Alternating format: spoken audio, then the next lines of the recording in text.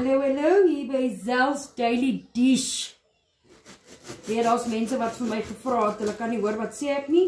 Dit is Zell's Daily Dish. Ons eet vetkoek. Lekker vetkoek.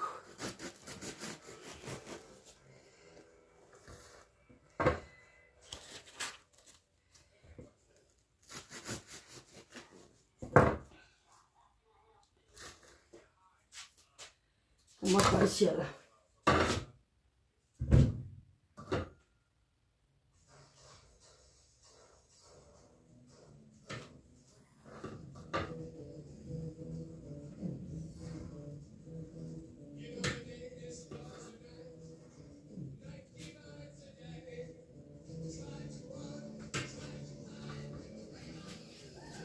There you go, close up.